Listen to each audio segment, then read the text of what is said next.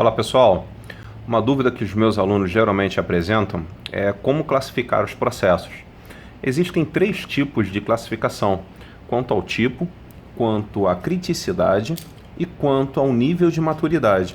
Eu queria passar muito brevemente com vocês aqui por esses 3 tipos de classificações, tá? Então vamos lá, um processo, o mesmo processo, então, ele pode ser classificado primeiramente quanto ao seu tipo, ok? Então, quanto ao seu tipo, ele tem 3 tipos possíveis. O primeiro tipo é o primário. O segundo é o processo de suporte. E o terceiro tipo é o processo de gestão. Sendo muito breve com vocês, um processo primário é um processo que realiza a atividade fim da empresa. É um processo que é também chamado de essencial ou finalístico. É um processo que representa a atividade essencial de uma organização. Por exemplo, processo de fabricação. Processo de fabricação, vou até colocar aqui como exemplo, tá? Um processo de fabricação, ele é um exemplo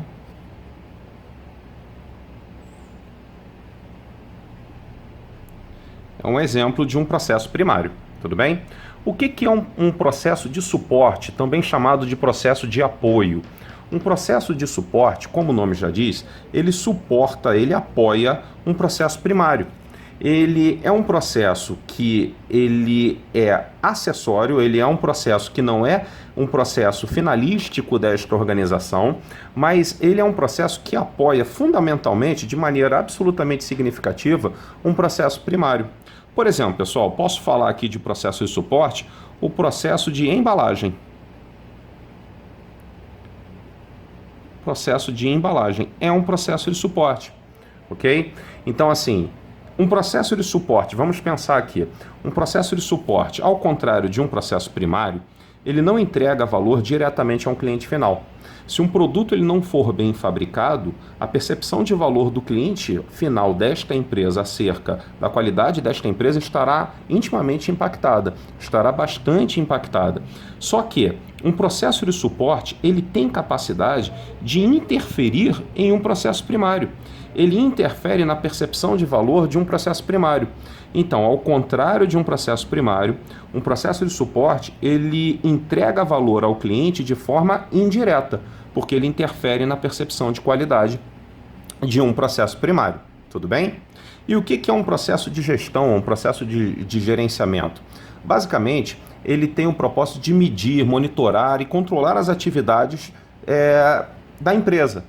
Então, um processo de gerenciamento, assim como um processo de suporte, ele não agrega valor diretamente para o cliente. Mas o fato de uma empresa estar monitorando o seu desempenho, o fato de uma empresa estar continuamente tentando melhorar e corrigir o seu desempenho, também leva ao cliente desta empresa uma percepção de valor agregado. Então, por exemplo, eu tenho aqui como processo de gestão a parte de controle da qualidade. Seria um exemplo de processo de gestão, que basicamente, controle da qualidade, que vai ficar verificando, vai ficar monitorando se estes 2 processos foram realizados de forma correta. Então, o processo de gestão monitora a realização das atividades dos processos dentro de uma empresa para realizar as devidas melhorias ou correções. Beleza? Então, quanto a um tipo, um processo pode ser primário de suporte de gestão, tá? Quanto ao nível de, essa palavra é esquisita, mas existe, criticidade. Quanto ao nível de criticidade, nós temos 2 tipos de processos. Nós temos o processo crítico e o processo não crítico. Ok? Então, tem o processo crítico e o processo não crítico. O que é um processo crítico? Um processo crítico é um processo cuja consequência na falha, na realização desse processo, pode gerar um grande número de problemas, um problema muito de grandes proporções e pode comprometer a entrega do produto ou serviço final ligado àquela organização. Então, se houver uma falha em um processo crítico, o produto ou serviço é comprometido. Tudo bem? O que é um processo não crítico? Como vocês devem prever, como vocês devem concluir, se um processo crítico é um processo cuja falha pode comprometer o produto ou serviço final daquela organização, o processo não crítico é um processo onde a falha não tem uma grande proporção. É uma falha de pequena proporção. Tudo bem? Vamos pensar aqui juntos. Se o objetivo de um processo primário é realizar uma atividade essencial de uma organização, é realizar a atividade fim desta organização, por consequência, podemos concluir que todo processo primário é crítico. Então, qualquer processo primário, por exemplo, processo de fabricação, se houver uma falha no processo de fabricação, essa falha pode comprometer o produto. Então, o processo de fabricação, ele é crítico. Tudo bem? Agora, não somente processos primários é que serão críticos. Eu tenho processos de suporte, por exemplo, embalagem. Vamos dar um exemplo aqui do McDonald's, tá? Vocês vão no McDonald's, aí o sujeito pega lá o Big Mac e joga na embalagem, como volta e meia acontece. Aí o hambúrguer, que era para ficar na vertical, ele fica na diagonal, né? Ao invés de ficar retinho, o hambúrguer fica todo torto. Isso compromete o produto? Compromete. Isso compromete o produto. Então, um processo de embalagem no McDonald's é um processo crítico também. Um processo não crítico, por exemplo, vamos falar aqui de um processo não crítico. Uma limpeza de uma sala de aula.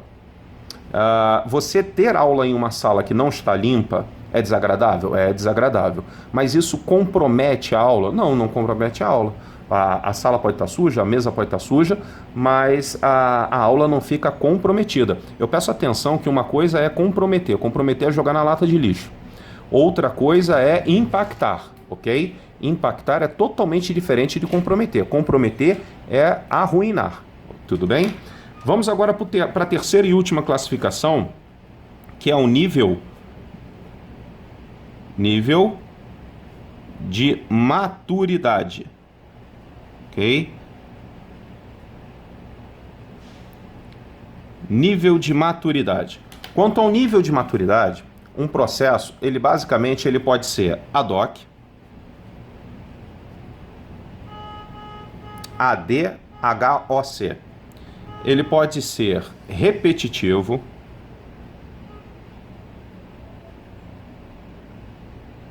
ele pode ser normatizado,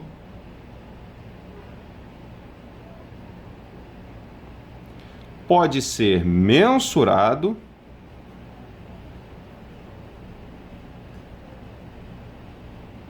ou pode ser gerido. Tudo bem? O que é um processo ad hoc? Um processo ad hoc é um processo disparado por demandas não frequentes e muitas das vezes únicas, ok? Não tem uma sequência de atividades previamente definidas. A pessoa que realizou esse processo ad hoc, ela nem tinha uma estruturação desse processo, mas por algum motivo esse processo acabou caindo na mão dessa pessoa e ela teve que realizar. É provável que ela nunca mais tenha que realizar isso. Então, da mesma forma que este processo é um processo sem expectativa de realização, não tem expectativa de repetição. Qualquer coisa na sua empresa que você fez em decorrência de um fato esporádico, por exemplo, faltou um colaborador e você teve que assumir a função desse colaborador sem ter preparo, sem saber o que fazer e, em decorrência de não saber o que fazer, naturalmente não fez da melhor forma e por aí vai. Isso foi um processo ad hoc, tá?